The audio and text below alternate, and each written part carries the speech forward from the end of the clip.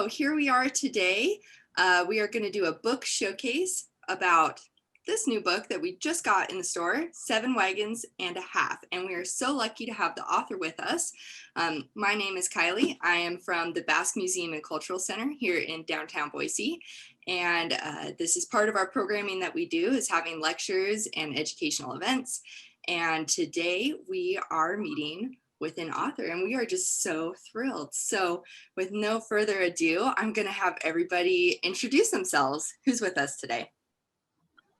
Well, hi, everybody. My name is Mitch Murgoitio. I'm Jim's great nephew, and I have the distinct privilege today of being official, unofficial spokesperson for the book. So I'm happy to share a little bit about what we've got today. Jim, you want to introduce yourself real quick? I'm Jim Barayasarra, the Murgoitio uncle. I was introduced, but I took a creative writing class at Chesapeake College, and I do acting. My big role was last on Lovers, one male, biggest role I had, and I enjoy writing in a writing group. Oh, this is my mother's house in Spain. Mitch knows more about it than I do. I slept in this room here 2 nights in the middle. And that's all. Beautiful. Hi, I'm Nina. I'm his granddaughter. I'm his firstborn granddaughter. So I'm the favorite. And I live with them. And I try to help them as much as I can. And this is really big for me because nobody in our family has been a writer. So I think that's awesome for him that he finally got to write his book. Won second place in the Reno contest, 2019. Took this long for them to publish it. When did you write it originally? Well, I started about 20 years ago writing things, and then I took this creative writing class, and that was 4 or 5 years ago. And I'm just, I don't know. I just didn't think I could write it, and all I found out writing is writing and rewriting and rewriting and rewriting. I want to do my wife's relatives, but she's afraid I'll say nasty things about them. So I don't know if that'll ever get done. I'm going to show people where they can get your book so that they're not just watching this, but they can actually read all the stories that you're talking about, explore it for themselves. I highly recommend. But anyways, I'm going to just share my screen really quickly here. Or I'm going to try to. Okay, there we are. Okay, so I'm just on the Basque Museum website, and you can find Jim's book on our website, but also I believe on Amazon and maybe some other places online. Give it a Google. But if you just go right here to our shop and then gift store, you go down. Oh, I'm going too far. See, I don't even know my own website. There we go. You go to books, and then we're going to go to the end because we just added Jim's book not too long ago here, and then right here. So we recommend that everybody pick up a copy and have a read. Ongi etorri, everybody. Thanks for joining in on our little talk about 7 Wagons and a Half. As I mentioned before, Jim is my great uncle, and he's really been more of a grandfather to me over the years. And so I feel very close to him. We even remark sometimes we'll find old pictures of Jim with his glasses that look a lot like mine. And he says, "Hey, it's you."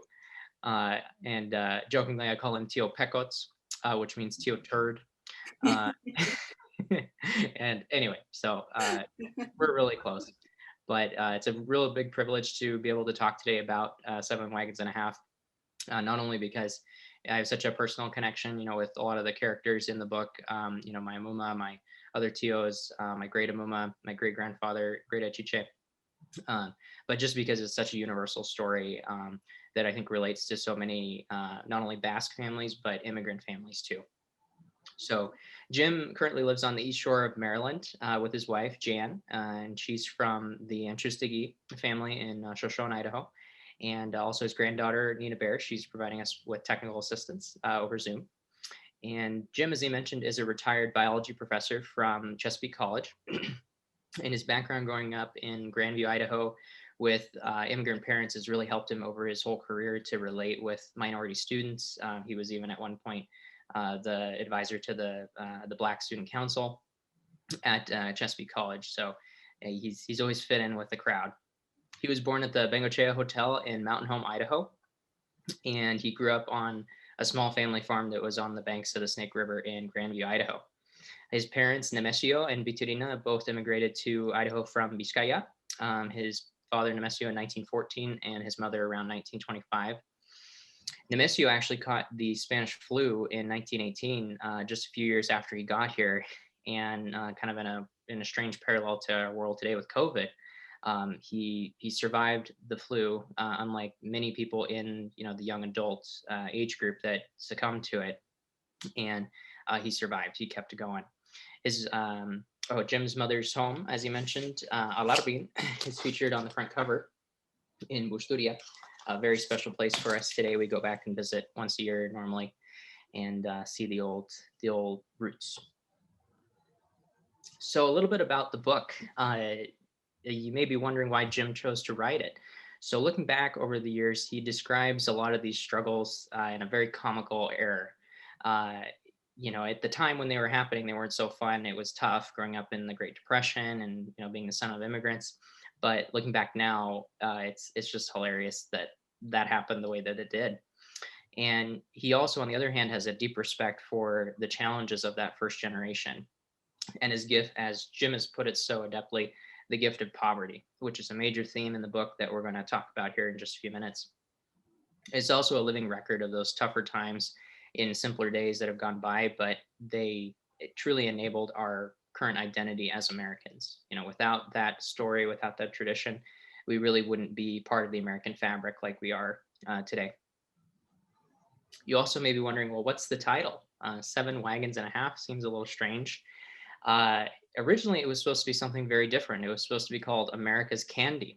And this was actually after a saying that Vitorina used to use, which was fine and dandy, America's Candy, California Brandy, which sounds really silly. What the heck does that even mean? So that was a mnemonic that they were taught before they left the Basque Country. Since they had very limited English, they wanted to try and sound as non-immigrant as possible when they landed in Ellis Island, or when they got to Idaho eventually. So that saying, they would just say it to themselves over and over and over again in their heads, whether they're on the ship coming across the Atlantic, or they're on the train going to Mountain Home, or whatever they were doing. They would just they didn't have a very big vocabulary in English, but they would try and say that over and over again, so that when they finally did learn words, they could say the vowel sounds correctly, just because they're so different than in Basque or in Spanish. So Jim migrated away from that title, though, because candy kind of has a little bit of a risque meaning to it in today's pop culture. So anyhow, he went with 7 Wagons and a Half, or Saspi Gurdita Erdi. And that was another expression of Vitorina's, which she would kind of use sarcastically to say, oh yeah, I'm so rich that I just have 7.5 wagons sitting in my yard. Which back in the era of the sheep herders, that was a big deal, because having a carro campo, or a sheep wagon, was an essential tool to do your work as a sheep herder. So if you just had 7 of them sitting around ready to go, man, you must be, just super rich. And of course they didn't have 7 wagons anywhere lying around, but it also relates to today a little bit too, because talking with a lot of our family in the Basque Country when we go and visit, there was somewhat of a false idea, especially back a generation or two ago, that anybody who immigrated to America became just filthy rich automatically. And they had tons of opportunities, and the economy was good, and they just always made money. And as we see in the book, it was hard won. They had to work very hard to get what they did eventually have within their lives and in their families and their property. But anyhow, she would use that too, just to kind of throw it in their face a little bit and say, 7 wagons and a half I do not have. So whatever you think about us in America, we're no better than you in the old country. So trying to bridge the gaps. Do a short excerpt from the book and just read a short passage so you have an idea of what it's like. I have to warn you, there is some profane language, which of course with the first generation of Basque, it was a big deal. And anyhow, so if you're offended, I apologize in advance. But this is a short interaction between Jim and his ama, his mother, Bitorina, when he's very young. He's just, just probably old enough to run around, probably 5, maybe 4 or 5. Anyhow, so without further ado, Kakaleku Bashu Dekosu. Too low. That's what she'll say every time I want something. And she can't come up with one decent, not even one decent reason I shouldn't have it. She resorts to that same old line. I've heard it a million times. Your kakaleko is too low. Why can't she be like normal moms? I can't go back to my friends and tell them I can't go to the picture show with you because my mother says that my is too low. Good God Almighty. They already think I'm weird. And when I speak that foreign stuff to her, it's even worse. All I need to do is repeat that one pet saying of hers, and I'll be the laughingstock of Grandview, Idaho, United States of America.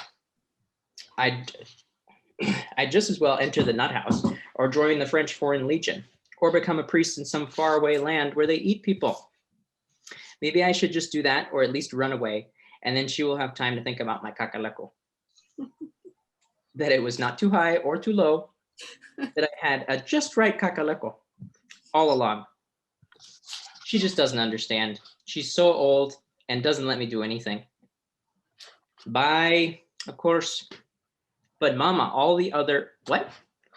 Bye, of course. Yes, hurry, your friends are waiting. And here's an extra dime for a bottle of pop afterwards. Skerikashko, thank you, Mama. You're the best mama in the whole world. Your kakaleko is just right. That was the first story I wrote in my creative writing class. Was it really? So when do you think you wrote that? Oh my gosh. I was a hell of a lot younger, that's for sure.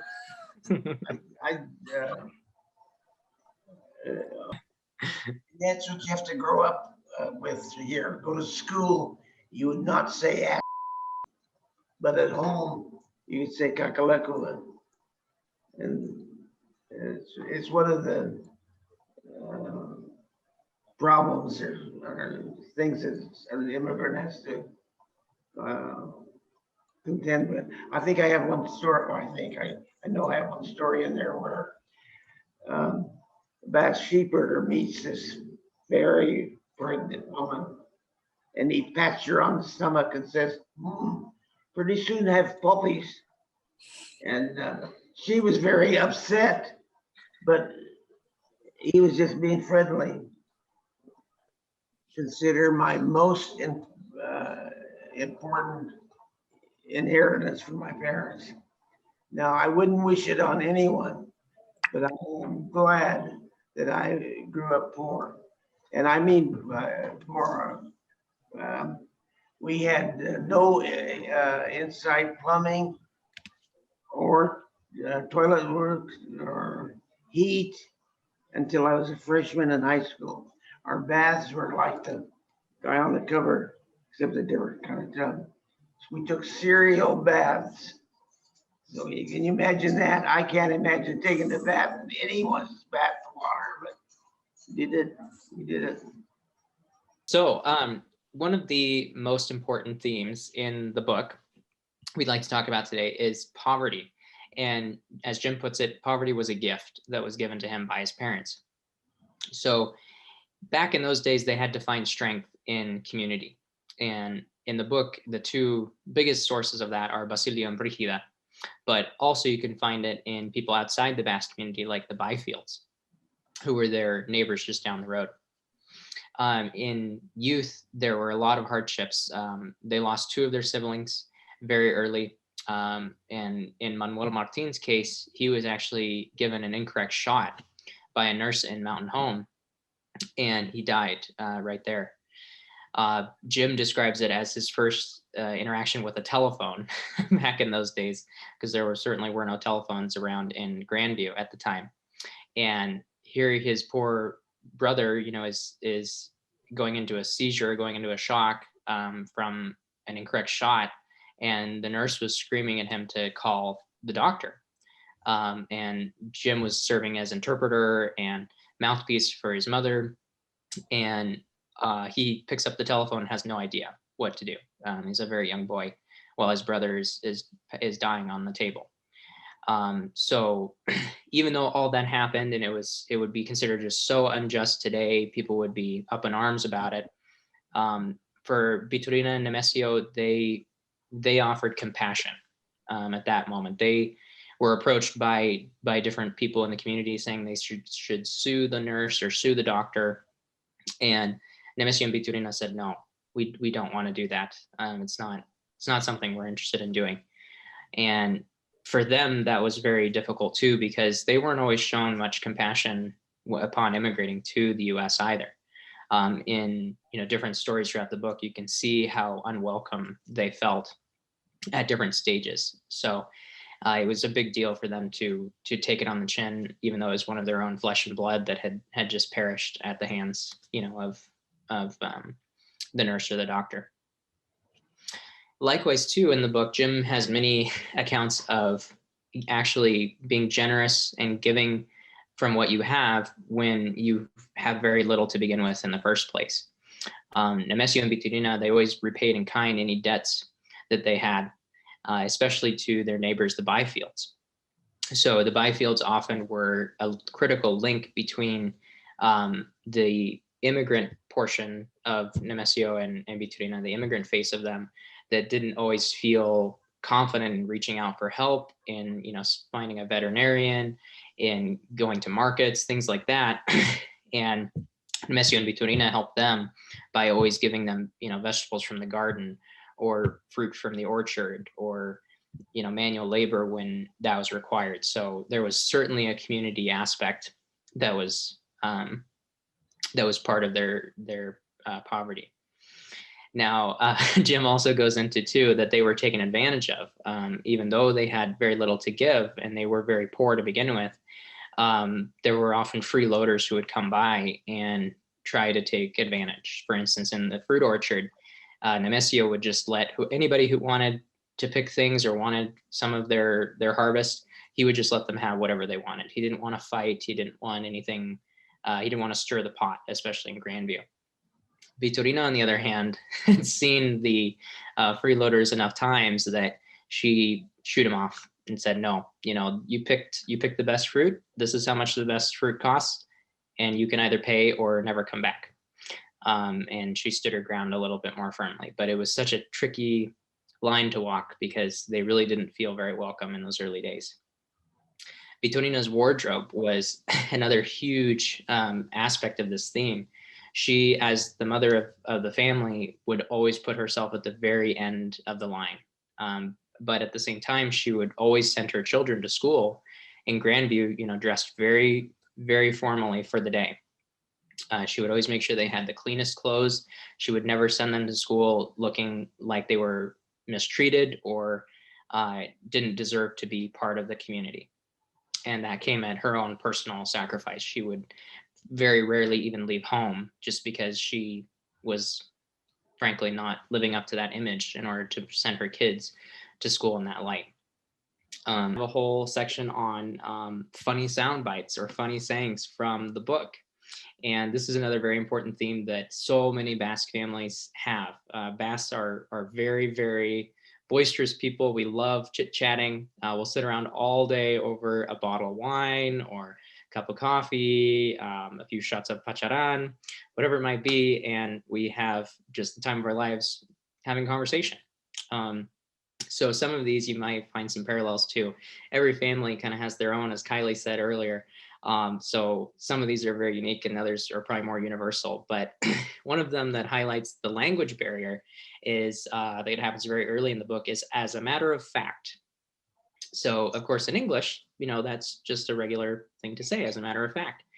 However, when you hear it in an ear that's not a first-hand speaker of English, a mother tongue of English, sometimes the end of words, if there's a lot of consonants, don't really get communicated correctly. So Vitorina would be hearing her children, saying this fun new phrase they heard at school, because that was their major exposure to English. As a matter of fact, she would hear as a matter of fat, which made no sense. As a matter of fat, like animal fat or cooking fat. And then later it dawned on her, mother is fat. And then the stick broke. As soon as she figured out they were saying mother is fat, she got angry. She said, I know mother is fat. Just get out of here. Because she was a little heavy set. She was a built woman. Vitorina was a built woman. And anyway, the kids all just were like, Amma, no, like we're not telling you you're fat. It's a saying in English, as a matter of fact. But children trying to explain that to their mother, who's already offended and thinks they're making fun of her and just being children, never got the message through. So a language barrier for sure, even within children and parents. And mother is fat. That was my classic. My mother is fat. Oh, my mother. This is not in the book. During World War II, this expression, Kilroy was here. I don't know if you're too young to know that. You were even heard. And she thought that was something nasty, but she didn't want to ask us. So she looked in the dictionaries, newspapers, and thing, and finally she couldn't resist it. She asked, what does Kilroy was here mean? And it was just an expression. Just an expression. You can't, there's so many things in language, you just can't look it up. As hard as you try, you have to go ask somebody else, to give you the 411 on what it means, which is hard, as an immigrant, when you have no choice. You're there to make a living and try to raise a family and survive, not go hungry. And you can't just walk into town and be like, hey, excuse me, what does this mean? There's just not that level of trust quite yet, whether it's within yourself or, within the community. But another really telling one is agur sar makakue, which, Jim very adeptly translates as another hole in the pants. Quite literally, goodbye old pants, or see old pants. So, in that particular meaning, the sheepherders lived, without a lot around them, without a lot of society. So they had to make do with whatever they took with them up to the mountains.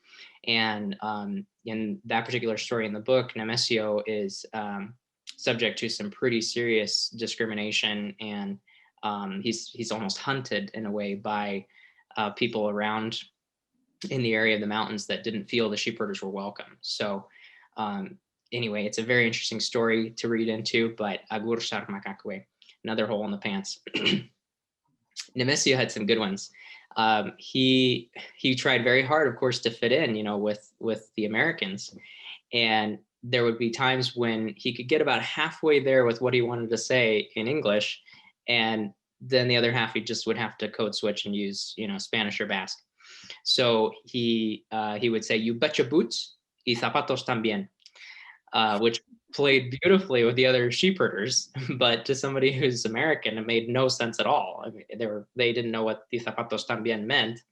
But anyhow, and for those of you who don't know, and your shoes as well. So you bet your boots and your shoes as well. And back then, boots in the Wild West, especially as a sheepherder, that's required equipment. You can't do your job without some boots. So you bet your boots. It's like saying, you bet your house, you bet your car, you bet whatever it is today that, we have to do our work. But anyhow, so. I remember that perfectly. She had show and tell. And show and tell, you went up the front of the room and you told the story. And I wanted to do a good job, and I raised my hand and, yes, Jimmy, and then speak loud and clear. So I said, what did I say? I said, my mother came over the ocean on a sheep.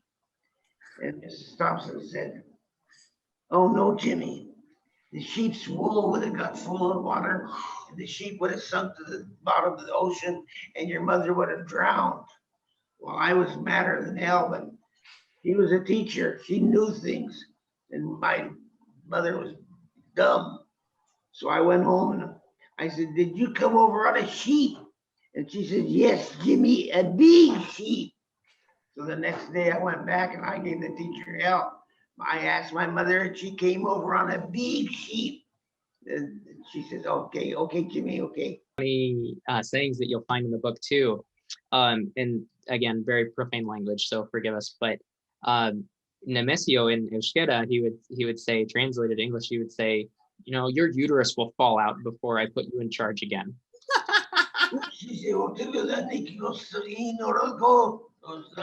I forget the ending of it.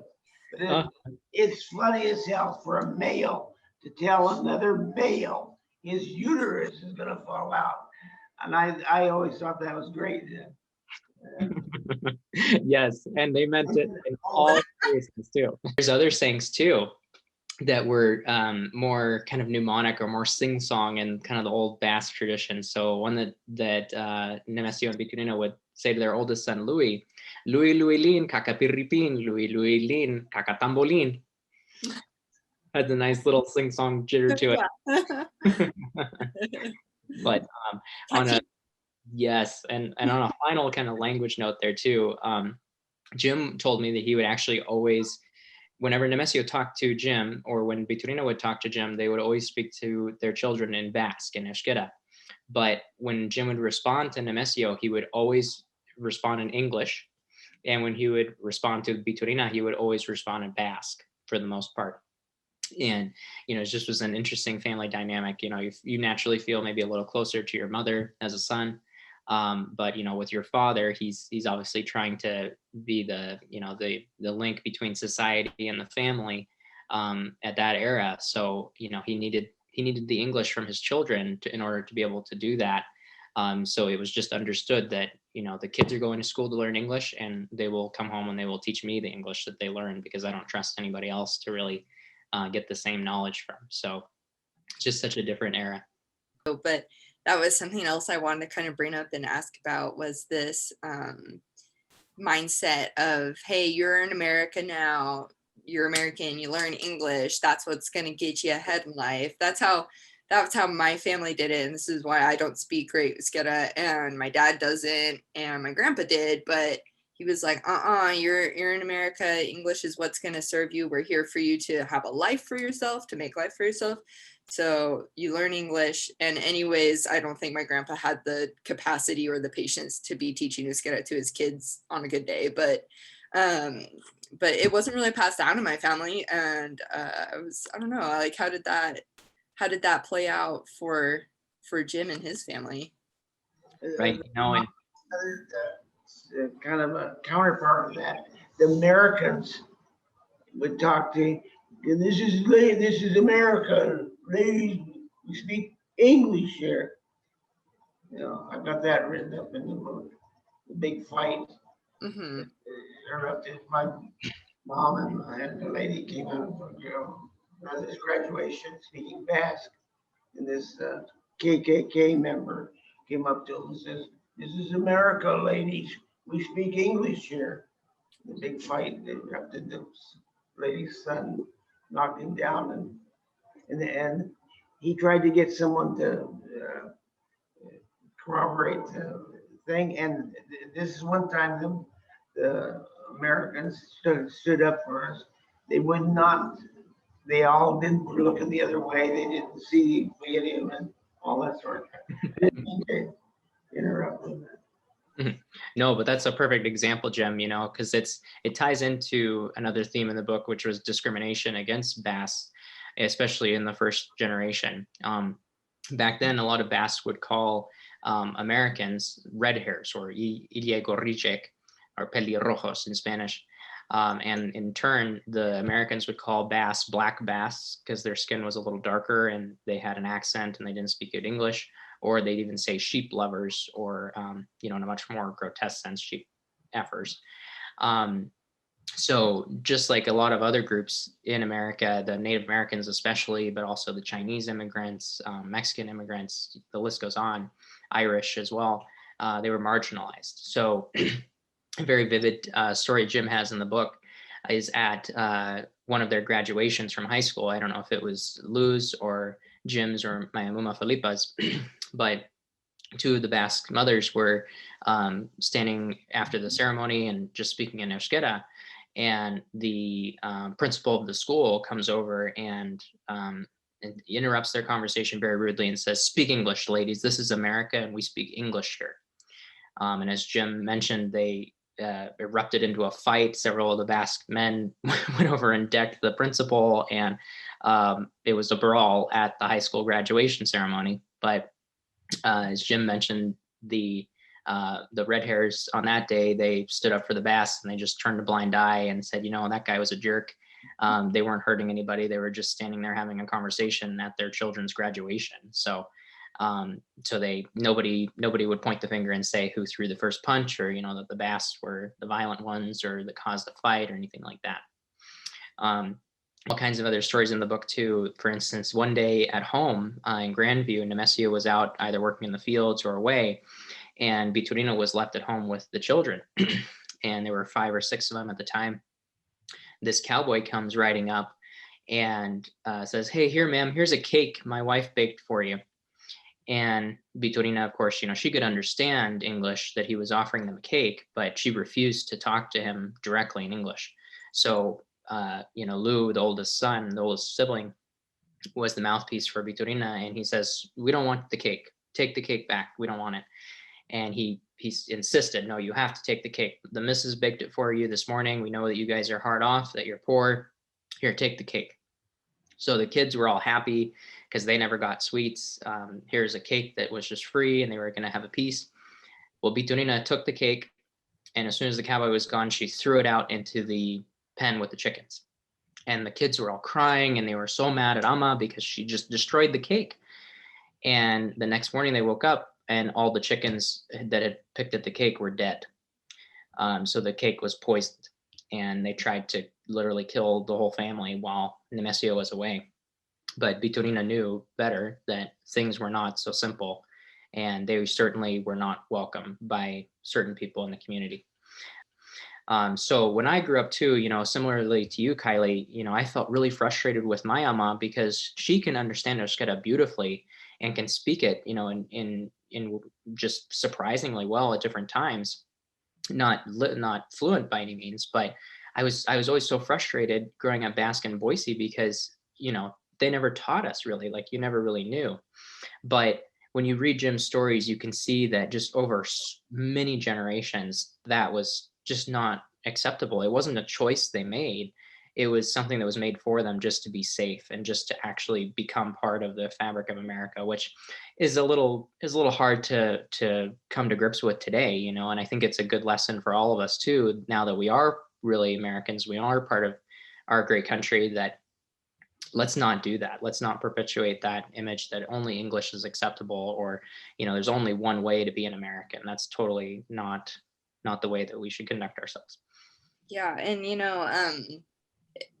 absolutely. And it shows, for the Basque, descendants and the Basque diaspora, like you and me and so many others around here, like it's changed an awful lot from like our grandparents' generation who were going through that type of discrimination. And maybe the Basque are, dare I say, we're a bit privileged that we don't face a whole lot of discrimination so explicitly like maybe they did, a couple generations ago. And we can see that reflected in the way that we're able to continue our culture and our history and have the museum and have all these great things without facing a lot of discrimination. I mean, we're teaching Euskera now to over 100 students that are of all ages who didn't have that chance.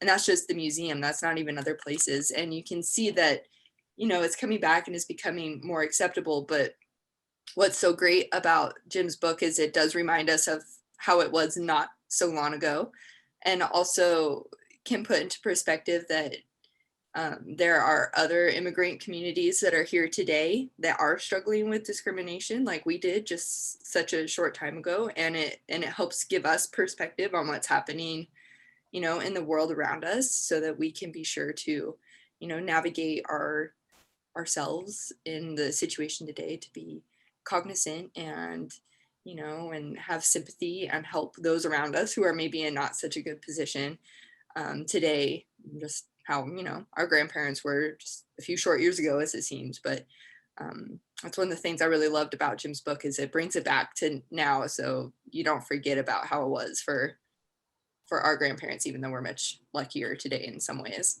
I don't know. Absolutely, yes. It really shows you that tradition that we all share, you know, especially with the Basque community, is that, you know, we've come a long way and we still have a long way to go by all means. But looking back retrospectively and having that firsthand account, you know, from Jim in the book is just golden, in my opinion, and something that's lost unless you go look for it. And on the lines too of, you know, teaching Euskera in the museum, that's one of our final themes to talk about as well, is the value of education. And it was more not only just education itself, but also intelligence. For most of the immigrants, when they came to the United States, they were not well educated. They attended school as much as possible in the Basque Country, and education was certainly important in the old country. However, there just wasn't resources to, you know, go off to university, or, you know, to get much of an education past middle school or high school, even in the equivalent of today's system. The exception, of course, would be maybe if you went off to seminary and you became a priest, then you probably had much more training and much more education. But that was not for everybody, of course. So when they arrived in the U.S., they had to be very resourceful with very limited resources and no training or guidance, and of course the language barrier as well. So having to bust through that barrier of just starting from zero, they didn't reject education. They didn't fear it. It wasn't something that they thought, you know, I didn't have an education, so why on earth should I make my kids have an education, or why should it be important to me for them to have it? Which I think is still something that you hear quite a bit about, even in the year 2021. Many parents, you know, may say, oh, well, you know, college isn't important and it's not something for my kids. Well, maybe for some that is true, but in education in general, and some sort of training, some sort of skills, is more relevant, I think, to, you know, today as it was back then as well. So for Vitorina and Nemesio, they saw education as their children's ticket to the American dream. They knew that their kids needed to learn English and become very proficient. That was a non-negotiable in the USA. But the way to do that, of course, was school and training beyond. So it took a huge family effort to acquire that. You know, Jim was the only one in his generation that got a PhD. And, you know, he even says very, very humbly in the book that his older brother, Louis, was probably the smartest one in the bunch and had the best shot at, you know, getting a really high education. And Lou eventually just, he made a sacrifice for Jim, and Jim was the one who was able to accomplish a PhD. He worked very hard, obviously, to do that, but it simply wasn't in the cards for everyone to achieve, you know, such a high level at that very first generation of immigrants. So a long road to get to, you know, all the privileges that we have today with as much education that's available to us. But nonetheless, that value of of teaching their children how to make it work with very little is symbol we'd like to touch on as well, relating to, you know, the life and death cycle, is the owl. This is a symbol in many Basque families and Basque cultures. So Basque people, as you know, are very superstitious people, and this could be born out of a lot of things, you know, maybe Catholicism, maybe Christianity, maybe pre-Christianity. Before. Yes, everything beforehand. Yes. But anyhow, so in particularly in our family, the owl has been a symbol of the Grim Reaper. So it will appear at a time when somebody is either very, very ill or about to pass on. And for Jim, it appears many times in the book. He accounts it very vividly every time that he can recall when it happened. And it was not a sad necessarily symbol that you dreaded seeing. It was something that, it was something that signified no matter how difficult life went on. And it was simply a stage of life. You can't have life without death. So for them, it was just moving through all of these difficult things as part of an immigrant family, and that, especially in that era, whether it be, losing 2 children at a very young age for, very messed up reasons that we would think today, or whatever it could be in the book. So it's also shared in some other cultures too, but it's just one of those universal symbols or themes that life has a cycle to it, and we all have to deal with it in our own way. But to wrap things up though, we'd just like to ask 2 quick questions of Jim for the audience here as well. So Jim, would you encourage other families to write their own stories, much like you did? Yes, I definitely would. And I even beyond Basque, I think that public schools should have a part of the curriculum that every grade keeps a journal, and that goes on with them. Because I made my kids keep a journal, fought with her mother and everybody, and her mother used her journal on these little trips back and forth across the U.S. for college essay or something of that nature. If you had to pick one too, Jim, what's your favorite saying that your parents used to use in Ishkeda, and why? Well, the kakaleko, of course. That one. But I tried to, that's that one. And of course, the uterus one, I think is funny as hell. And mortal boss, they all kind of sound, you wouldn't go up and tell the teacher that, I suppose. They're a little not super PC today, but they're still great. Yes. Okay. Mitch is there because of his talent, but he read my book. He came and he was so excited. Yep. And he was telling me these stories in there. I says, yeah, I know, I wrote it. I wrote it. But I enjoyed that. I enjoyed your visit that time. And you did a great job. I knew it. Jim, thank you so much. And Nina for joining us and doing this today.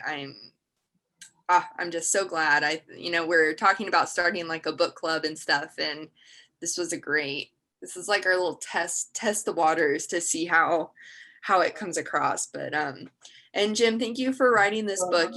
My dad's a great storyteller, but he won't write something down to save his life, and we're always giving him grief about it because we would love to have his stories, and he never does it. But you did it, and so your family should be really, really thankful. Shall we go? Let's break. Thanks again, Kylie. Let's go, Jim. Thanks, Nina. You're here. It was my pleasure. I pointed back there. Did you see that? Thank you very much. My pleasure. Thank you guys.